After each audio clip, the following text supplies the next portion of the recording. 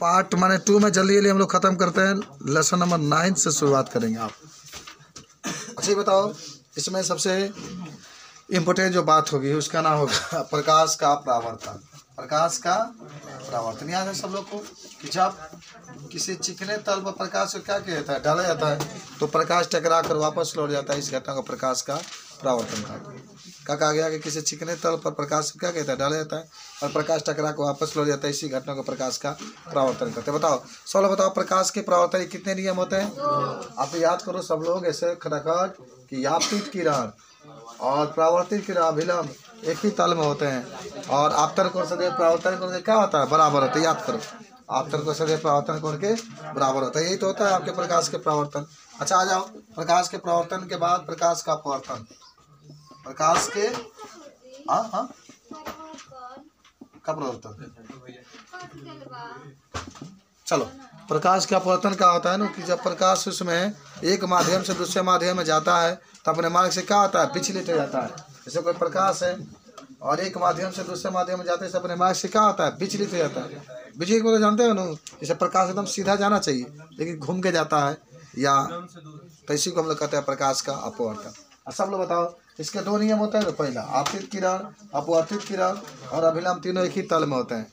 आपतित किरण, अपवर्तित किरण और अभिलंब तीनों एक ही तल में होते हैं, और एक ही रंग के प्रकाश के लिए आपतन कोण का मान सदैव परावर्तन कोण के बराबर होता है। सब लोग जल्दी जल्दी, बहुत ही लंबा पाठ है जल्दी देखते हैं। क्रांति कोण भी आपको याद होगा, क्रांति कोण आपको याद होगा, चलिए बता रहे हैं। क्रांति कोण सघन माध्यम में बना हुआ आपतन कोण होता है, जिसके लिए सघन माध्यम में बना वह आपतन कोण होता है, जिसके लिए विरल माध्यम अपवर्तन कोण का मान 90 डिग्री होता है। क्रांति कोण और अपवर्तनांक में संबंध देखो, सब लोग याद करो बाबू। क्रांतिक कोण और अपवर्तनांक में संबंध, और अपवर्तनांक में संबंध n बराबर 1/sin c, n बराबर 1/sin c, n बराबर 1/sin c। तो ये आपका होता है क्रांति कोण और अपवर्तनांक में संबंध।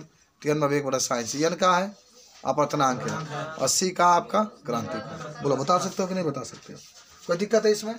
नहीं है, मिटा दो इसको। देखो n बराबर 1/sin c, c क्रांति कोण, n आपका अपवर्तनांक। अब सुनो ध्यान से सब लोग, अवतल दर्पण उत्तल दर्पण सब देख लेना। मैं आपको बता दूं, जब भी आपसे प्रश्न पूछा जाएगा गोलीय अवतल पृष्ठ या उत्तल पृष्ठ, दोनों के लिए एक ही बात होती है। उत्तल पृष्ठ के लिए अपवर्तन का सूत्र, उत्तल पृष्ठ के लिए अपवर्तन का सूत्र आपको याद है? बताइए वो सब लोग बताओ। n/v या n2/v माइनस n1/u बराबर n2 माइनस n1 बटा में r, यही होता है। याद है तुम लोगों को कुछ बातें गई इसको? हाँ अच्छा, आपको बताया गया था उस समय आपको कि इसको सब लोग तैयारी करेंगे। क्या होता है, n2/v माइनस n1/u बराबर n2 माइनस n1 बटा r होता है। उसने दिया गया, तैयारी किया हो, इसको कर लिया हो? अच्छा आगे बढ़ो सब लोग। कि अगर कोई पूछे कि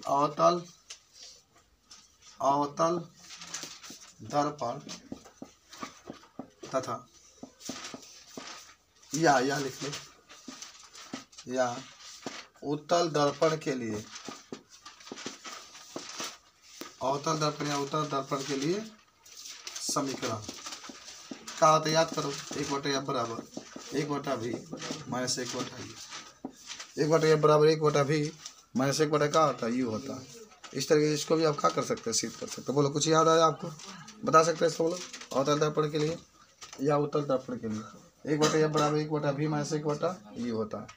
एक बायोलॉजी कॉपी लेकर आइए सकते हैं, दे देना।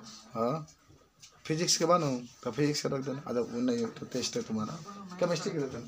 चलो प्लस होगा 1/f बराबर 1/v प्लस 1/u। सवाल अगर आएगा तो लगा लो सब। जहाँ भी प्रतिबिंब की दूरी कहेगा भी लिखना, जहाँ भी प्रतिबिंब की दूरी कहेगा भी लिखना, जहाँ भी वस्तु की दूरी कहेगा यू लिखना, जहाँ भी फोकस दूरी कहेगा या लिखना। समझ लेता है ध्यान से। अच्छा एक और सूत्र होता है ना, v/u बराबर i/o, v/u बराबर i/o। भी क्या है, भी क्या प्रतिबिंब की दूरी, भी किसका दूरी है, प्रतिबिंब की दूरी। यू किसका है, वस्तु की दूरी। आई किसका है, प्रतिबिंब की लंबाई, और वो क्या है, वस्तु की लंबाई। याद करो सब लोग। अच्छा चलो मिटाए इसको, देख लेना सब लोग। 1/f बराबर 1/v प्लस 1/u। आप सुनो मिटाए पतले लेंस के लिए, किसके लिए? पतले लेंस के लिए, खूब बढ़िया तो समझते रहो। पतले लेंस के लिए अपवर्तन का सूत्र, पतले लेंस के लिए, पतले लेंस के लिए अपवर्तन का सूत्र, अपवर्तन का सूत्र, या इसी को हम लोग क्या कहते हैं, या लेंस मेकर का सूत्र, लेंस मेकर का सूत्र। सब लोग को एक बार आपको ऐसा करने से रिवीजन तो हो ही जाएगा ना।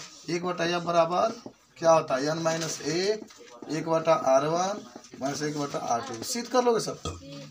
देखो कैसे आपको चित्र बनाना है बाबू, ऐसे बनाना, ठीक है। एक ही चित्र रहेगा और यहाँ पर एक प्रकाश की किरण जाएगी, जा करके यहाँ पर आपका आई और यहाँ पर आप दिखा देंगे आई डैश, ठीक है। और ये रहेगा ओ, ये रहेगा मान लीजिए सी, इसके बीच की दूरी को यू, इसके बीच की दूरी को भी, इसके बीच की दूरी को भी डैश, और तब इसको रख देंगे तो आपका आंसर आकर के निकल जाता है। चित्र देख लेना, ठीक है।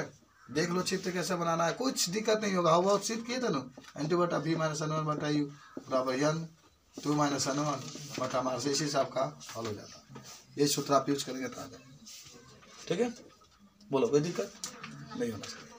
तो यही होता है पतले लेंस के लिए अपवर्तनांक का सूत्र जब भी कहेगा तो 1/f। R1 क्या है, अगर दो लेंस देगा ना तो पहला, अगर लेंस देगा दर्पण देगा तो पहले लेंस की वक्रता त्रिज्या है। R2 क्या है आपका, दूसरे लेंस की वक्रता त्रिज्या है। n क्या है, अपवर्तनांक है। और ये आपका है फोकस दूरी है, तो ये आपका फोकस दूरी है। n आपका अपवर्तनांक है। R1 आपके पहले लेंस की वक्रता त्रिज्या है, R2 आपके दूसरे लेंस की वक्रता त्रिज्या है। इस पर रख करके हल करोगे तो आ जाएगा 1/f बराबर n minus 1/r1 minus 1/r2। इस तरीके से इसको हल कर सकते हैं। बोलो, हल हो जाएगा। चलिए आगे बढ़ते हैं, नेक्स्ट मिटा दे सब। लिख लियो ना सब लोग। नेक्स्ट चलते हैं। अब अगर मान लीजिए, तो पतले लेंस के लिए बात हो रही थी। अगर आपसे कहेगा कि दो लेंसों की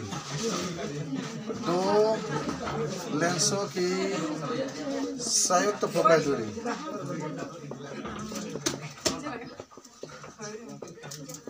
दो लेंसों की संयुक्त फोकस दूरी का सूत्र याद किए हो?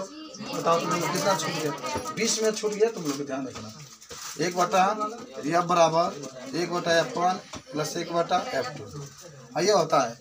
इसका चित्र आपको याद है, बस चित्र बता देते हैं। 2 लेंस इसमें लगा लेंगे।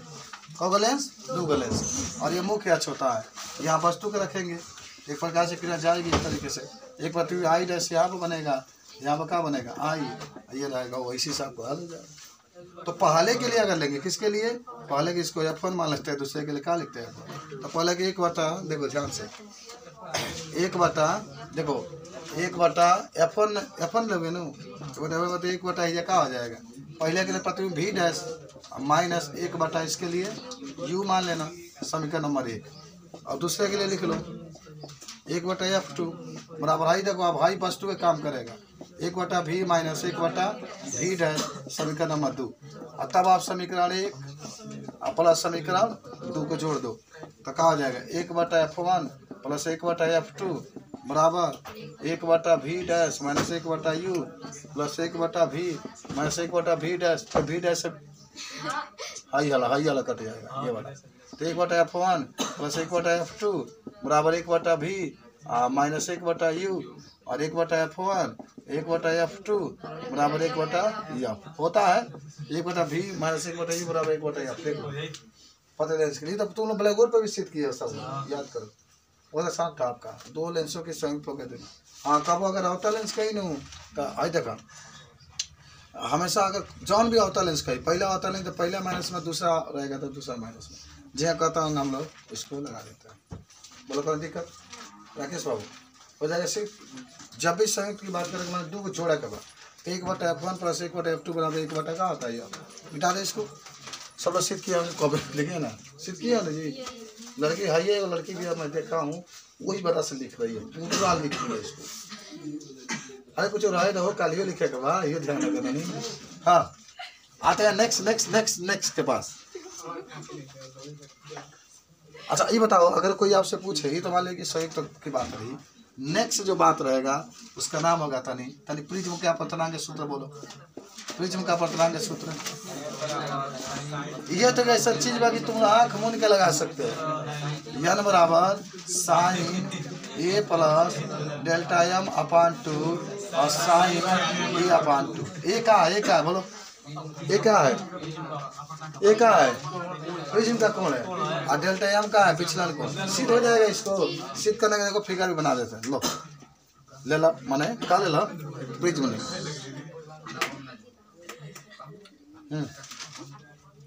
ए बी सी आई प्रकाश जा रहा है, ठीक है, घूम गया यहाँ से यहाँ पर गया। चलो इसको अभिलंब, इसको लंब कहते हैं, इसको भी अभिलंब कहते हैं। और जहाँ मिला तहाँ पर तुम ई लिख लो, ठीक है। और यहाँ जो कोण बनेगा आई और यहाँ जो कोण बनेगा आई डैश, याद करो सब। और फिर इसको आगे बढ़ाओ, फिर इसको आगे बढ़ाओ, जहाँ मिलेगा तहाँ डी और इसको लिखते हैं डेल्टा एम, भाई विचलन कोण है। तो यहाँ पर क्या मानेंगे आर, ये क्या हो जाएगा आर डैश। यहाँ पर कितना कोण होगा बाबू आर माइनस, गड़बड़ आई माइनस आर, आई बाहरी है बनो 22 कोण बड़ा होता है ना आर। ये क्या होगा I dash minus R dash, R dash नीचे वाला चला जाएगा। तो एक बार क्या करेंगे ना, एक बार इसको पी मान लो, इसको क्यू मान लो, एक बार पी क्यू ई क्यू में सिद्ध करने की जरूरत नहीं, कर लेंगे ना आप लोग, हो जाएगा। सबसे चित्र बना देना है, समझा देना है कि एक बार आप त्रिभुज छत्रभुज ले लीजिएगा कब ए पी ई क्यू में, ए पी ई क्यू में। तो छत्रभुज का आमने सामने कोणों का योग कितना होता है 180, कोण ए प्लस कोण ई बराबर 100, समीकरण नंबर 1 मान लीजिएगा। और बाद से हाई त्रिभुज अब ले लीजिए, हाई वाला त्रिभुज पी ई क्यू में, त्रिभुज पी ई क्यू में जेंगा आपकी इच्छा हो गई। पी क्यू में लेंगे था कोण ई प्लस कोण आर प्लस कोण आर डैश बराबर 180, 180। तो कोण ई बराबर क्या हो जाएगा 180 minus R plus R dash, समीकरण नंबर 2 मान लो, ठीक। कितना मान लीजिए 2 मान लीजिए, कोनो दिक्कत हो। अब चाहे न तो है एक काम करे, पहले तीनों ले लेबे हमने के, एगो हाई अब त्रिभुज ले लेबे। त्रिभुज का चाहिए डी पी क्यू, त्रिभुज डी पी क्यू में, डी पी क्यू में। तो डी पी क्यू में लगे तो 22 को डेल्टा एम बानो, ये केकरा बराबर होगा 22 कोण जमा अंदर के दोनों कोण के I minus R plus R dash minus R dash, ठीक है। तो डेल्टा एम के आई और आई डैश के एक पास I R plus R dash के एक पास। अच्छा चित्र के खेला खत्म हो गया, हम मिटा देते हैं इसको, ठीक है। आ जाओ इधर अब, ठीक है। अब इसको समीकरण नंबर तुम क्या मान लो 3 मान लो। और देखो पहले समीकरण 1 और 2 से एक काम करो, जहाँ ई बानो मान यहाँ पर लिख लेना कि कोण ई का मान समीकरण 2 से किसमें रखने पर, समीकरण 1 में रखने पर, रख 1 में हाई जगह एक है ना, जगह ये बखा लिए लिख लो, चलो। अच्छा हम ई बानो तो हमारी पूरा रखा जाए था, ई बराबर दल बने थे, ई बराबर दल बने इतना ये रखा जाए। तो 180 minus R plus R dash बराबर कितना भाई 180, तो कट जाए, अगर है ना लग जाए तो माइनस में हो जाए। तो ये बराबर का हो जाए, है ना ही जाता है, तो आर प्लस आर डैश। यही जो समीकरण नंबर 4 मान लो। और सुना लिख जाएगी जब आर बराबर आर डैश तो कहा जाए ए प्लस ऊपर लिखा था ए प्लस आर प्लस एक जब आर लिखा जाए ना आर डैश के जब तो ए बराबर आर कितना हो 2r, तो ए बाई 2 तो हम जरूर दें, मगर ना आई लो पेपर में तब वो अलग प्लीज मतलब जरूर मिली आपके, कितना आ गई आर का मान। अब सुना, अब लिखा जाए समीकरण 3 से, क्या करना जगह पर हो समीकरण 3 से क्या करवा डेल्टा एम वही लिख दो, ठीक बा। आई के एक पास कर तो कहा जाए 2i सुने इधर क्या जगह यहाँ पर जानते क्या लिखा है, वही संबंध नहीं हम ए रखाई क्या रखाई ए क्या रखाई ए क्या जगह यहाँ पर क्या जगह यहाँ पर एक आए हमने भाई दोनों चाहिए ना वही से। अब एक है ना कर देवे डेल्टा एम प्लस ए बराबर 2i, तो डेल्टा एम प्लस ए बटा में 2 बराबर आई। अब तब लिखा स्नेल के नियम से, स्नेल के नियम से तो क्या वाला यह बराबर साइन आई बटा आर, साइन आई बटा साइन आर, साइन अब आई के जगह भाई जितना ही लो भरा जाए, पहले ये लिखा जाओ तब डेल्टा एम आगे पीछे लिखा सकेला बटा में 2, आर के जगह क्या आ गई ए बटा 2, ये बटा 2 तारा घर गई साइन ए लगा दिया तो साइन ए बटा क्या आ गई 2 हो जाएगा सी। को मिनट खेला भाई, को मिनट के बाद अब चला हमने क्या, बाकी सब समझ गए, बस यही था आपका इसमें मुख्य रूप से। अच्छा एक चीज़ आता है ना, उसमें देख लेना, निकट दृष्टि दोष किससे कहते हैं, जब किसी व्यक्ति को निकट की वस्तु स्पष्ट दिखाई देती है और दूर की वस्तु स्पष्ट नहीं दिखाई देती है, उसको निकट दृष्टि दोष। याद लगी ना, मानव नेत्र वाला पाठ्यक्रम होगा। दूरदृष्टि दोष में जब किसी व्यक्ति को दूर की वस्तु स्पष्ट दिखाई देती है, निकट की वस्तु स्पष्ट दिखाई नहीं देती है, उसको दूरदृष्टि दोष कहते हैं। फटाफट तुम देख लो, सरल वाला, संयुक्त वाला, खगोलीय वाला याद है ना, वो तो नए नए पढ़े छोड़ दे तो हो नहीं जाएगा। सरल संयुक्त वाला हो जाएगा सब। चलो आगे बढ़ते हैं, आगे नेक्स्ट पार्ट पर चलो, नेक्स्ट पार्ट पर चलो सीधे तरंग प्रकाशिकी के पास चलो। तरंग प्रकाशिकी के पास बताओ 3 घंटा कब गुजर गया पता ही नहीं चला।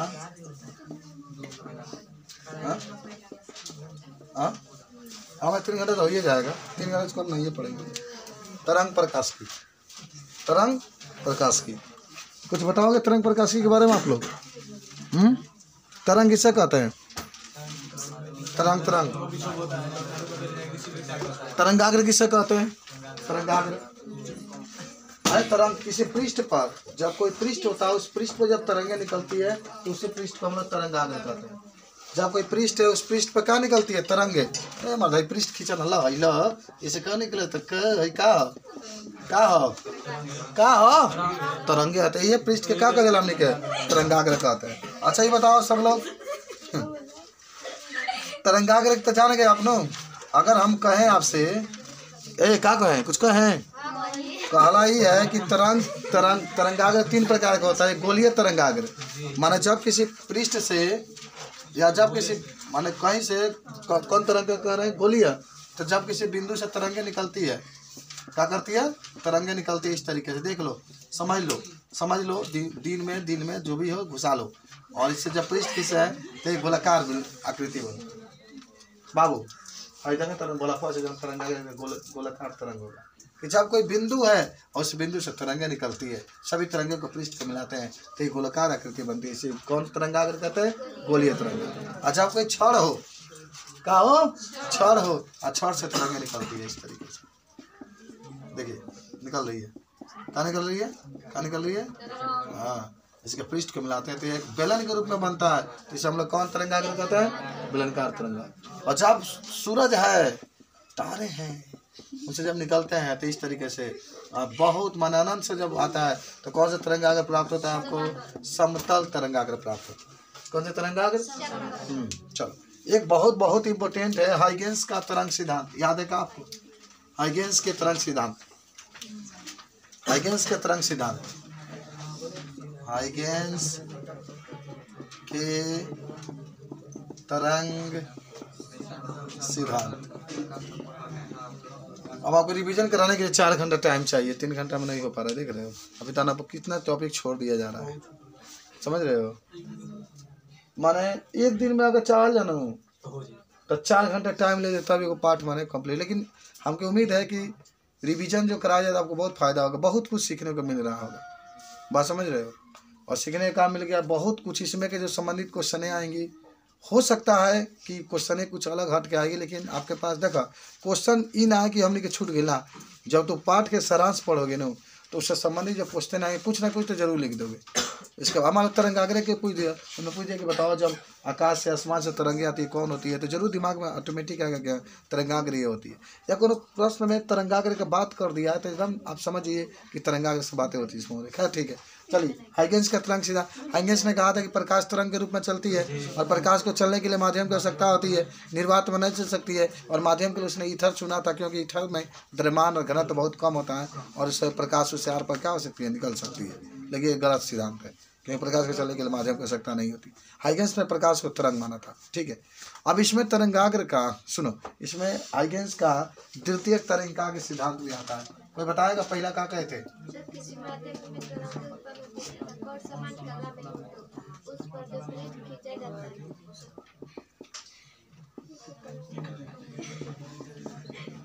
चलो बस इतना जानो, सिंपल सी बात है कि जब किसी भी स्रोत से जब तरंगे निकलती है तो तरंगे निकलती है तो माध्यम में जितने कण होते हैं वो सब क्या करने लगता है? कंपन करने लगता है। सब क्या करने लगता है? कंपन।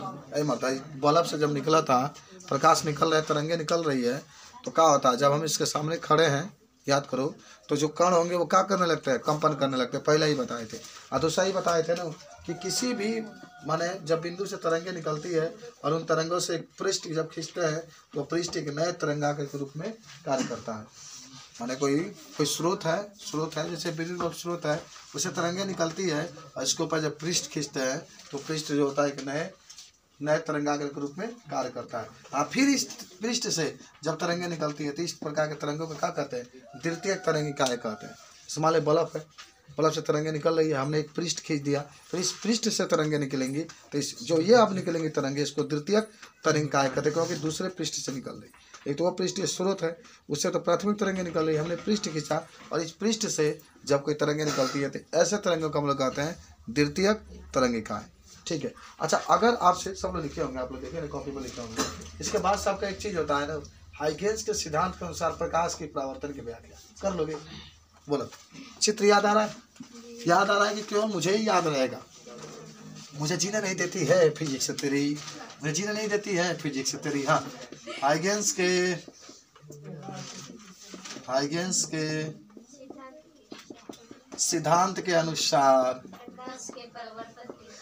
चिंकी मिंगी की तरह बोलते हैं, हाइगेंस के सिद्धांत के अनुसार चिंकी फिंकी, इसको पता नहीं प्रकाश की परावर्तन की व्याख्या।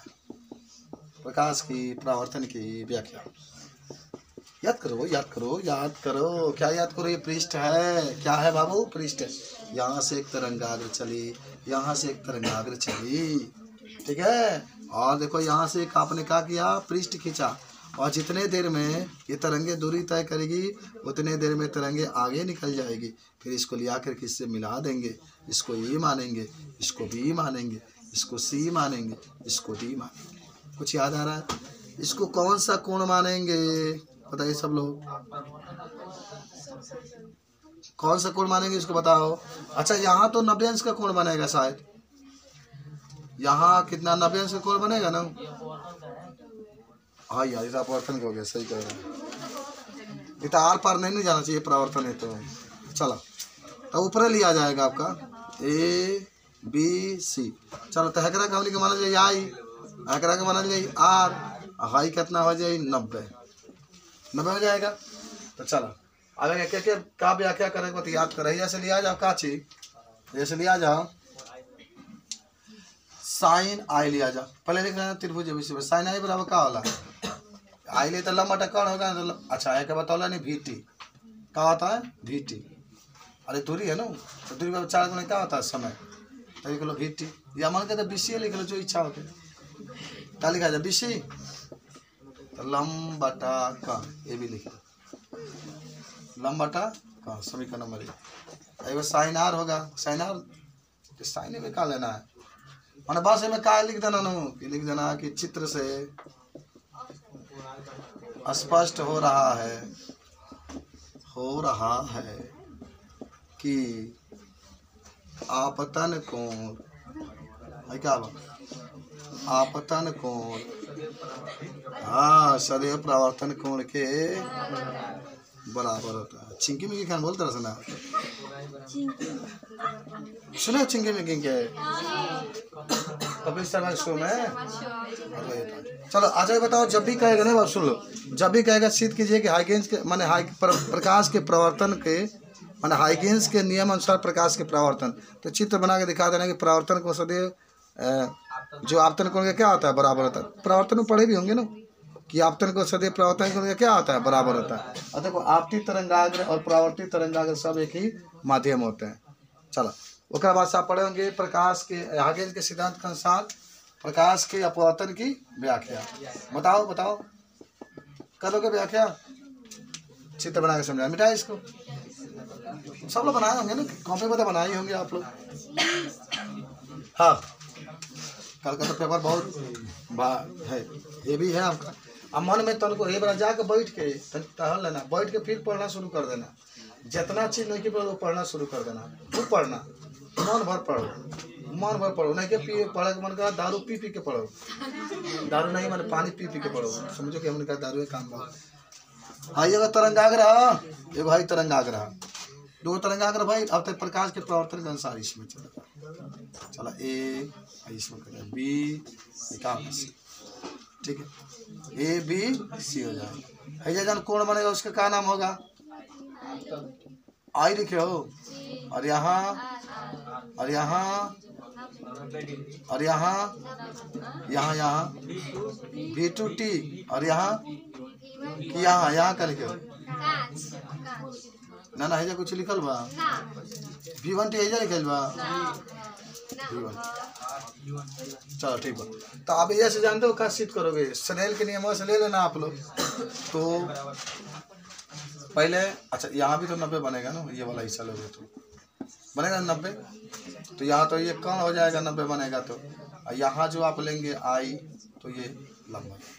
चलो तो सिद्ध करोगे तो यही आता है, देख लो ध्यान से सब लोग कि n बराबर N2 बटा N1, या इसी को n बराबर कहते हैं का चीज V1 बटा V2, n बराबर V2 बटा Vn बटा। अच्छा याद करो तुम लोग, n बराबर C बटा V पढ़े हैं आप? n बराबर C बटा V पढ़े हैं ना? मतलब अपवर्तनांक में उन्हीं के पढ़ रहे हैं। निर्वात में प्रकाश की चाल बट्टा में, तो सुना जौन अपवर्तनांक होता है ना वह चाल के व्युत्क्रमणपाती होता है। अपवर्तनांक किसके? चाल के व्युत्क्रमणपाती। अगर यहाँ पर N1 रहेगा तो यहाँ पर 1 बटा क्या रहेगा?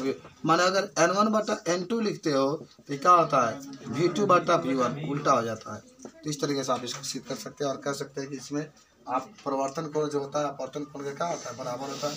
इस प्रकार से हाइगेंस के द्वितीयक सिद्धांत को क्या करते हैं? बता सकते हैं। मैं इतना याद रखना कि जब भी हाइगेंस के द्वितीयक सिद्धांत कही न। अच्छा विरल माध्यम याद है? विरल माध्यम डॉपलर प्रभाव याद मानो? डॉपलर बैगनी रंग के विस्थापन, लाल रंग के विस्थापन, इसका पूछा जाता है। अरे भाई जब किसी स्रोत से सुनो, जब मान लो प्रकाश बा, लाइट है, बल्ब है, जब इससे प्रकाश निकलता है तो जब इसका जो आवृत्ति होता है हमारे पास जब आता है तो बदला हुआ प्रतीत होता है। उसी को हम लोग क्या कहते हैं? डॉपलर प्रभाव। देख लो, जब प्रकाश से, जब किसी स्रोत से प्रकाश निकल कर हमारे आंखों पर आता है और इसका आवृत्ति कुछ बदला हुआ प्रतीत होता है, उसी को डॉपलर प्रभाव कहते हैं।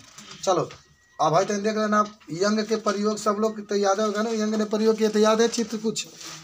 अच्छा चलो अगर पूछ दे कि यंग के पर्दा वाला यंग के प्रयोग का सचित्र वर्णन कीजिए तो कर लोगे सचित्र वर्णन? हाँ कुछ याद आ रहा है? चित्र, अरे आपने चित्र बनाया था इस तरह से, एक यश था और इस तरीके से आपके पास 2 पर्दा था, एक तीसरा पर्दा था, और क्या किए थे कि इससे आप यहाँ पर एक रेखा मिलाए थे, फिर इससे एक यहाँ पर रेखा मिलाए थे, फिर यहाँ था आपका, और इसके बीच की दूरी का स्मॉल d माने थे, याद करो, और इसके बीच की दूरी को कैपिटल D माने थे, और यहाँ से मान लीजिए कि यहाँ से इसको मिलाए थे तो यहाँ से इसकी दूरी x माने थे, हाँ यहाँ x माने थे, और ये देख, हाँ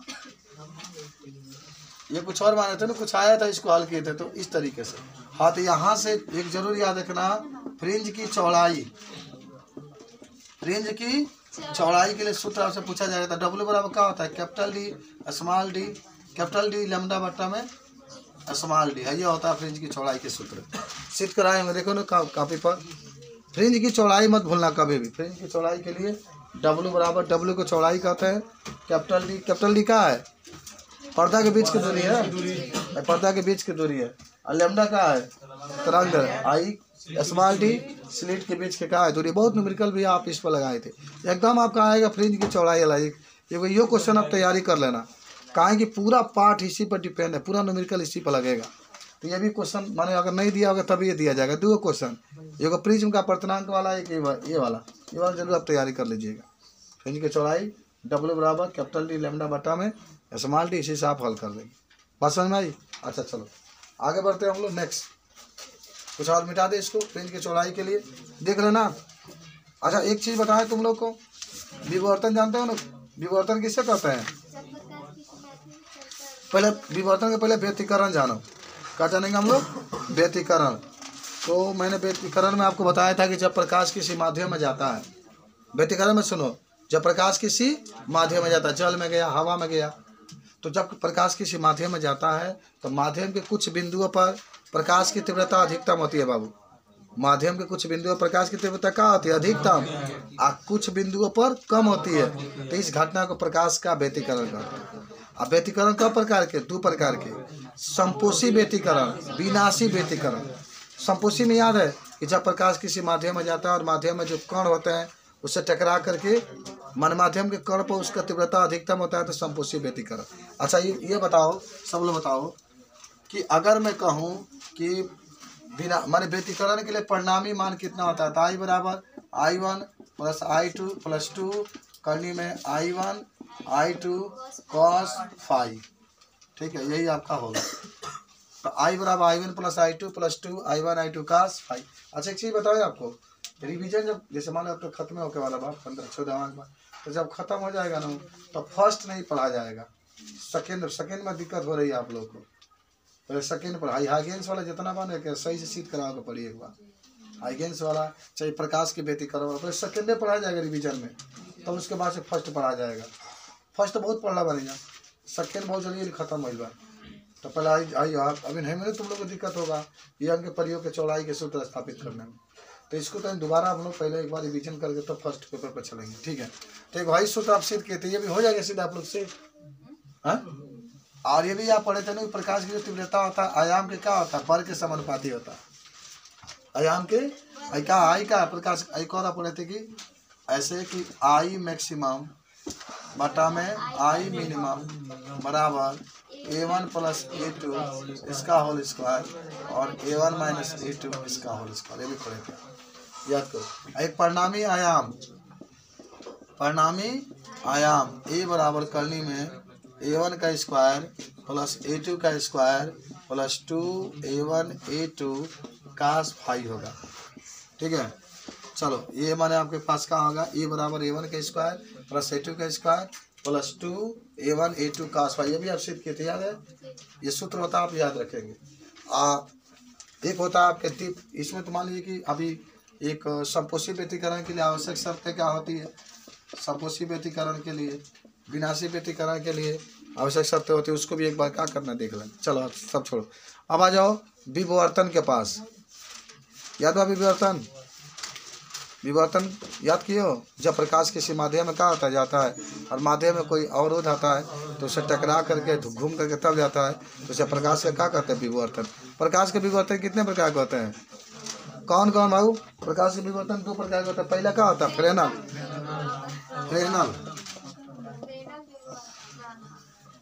और एक बताओ, सोच के बताओ, आप सब बताओ। इसमें माने फ्रेनल विवर्तन में क्या होता है, स्रोत और जो पर्दा होता है इसके बीच की दूरी क्या होती है, सीमित होती है। बताओ ना नहीं कि हमें 3 गो अक्षर बा तो सीमित में 3 गो अक्षर बा, हमें अक्षर जब बढ़ता है तो वह सीमित हो जाएगी। तो इसमें जो पर्दा रखेंगे वह जो स्रोत जिससे प्रकाश उत्पन्न हुआ उसके बीच की दूरी क्या होती है, सीमित होती है, इसके बीच की दूरी सीमित होती है। फ्राउनहोफर में क्या होता है कि जो स्रोत है वह जो पर्दा है उसके बीच की दूरी क्या होती है, सीमित होती है। तो विवर्तन वाला भी आप लोग देख लीजिए, उसको बता सकते हैं आप, ठीक है। कोई दिक्कत है बताओ, दिक्कत तो बहुत है लेकिन फिर भी क्या करोगे। आई ध्रुवण वगैरह तो कट गया, इसको छोड़ दो। प्रकाश के प्रक्रिया वगैरह सब याद है ना तुम लोग को। उसके बाद से चलो आप तो मान लीजिए कि आज के लिए इतना ही रहने देते हैं, ठीक है। बाकी आपको कल सब लोग 8 बजे आएंगे। कब पहले आप टेस्ट देंगे, 10:30 2.5 घंटे में लिखा जाएगा, हाँ।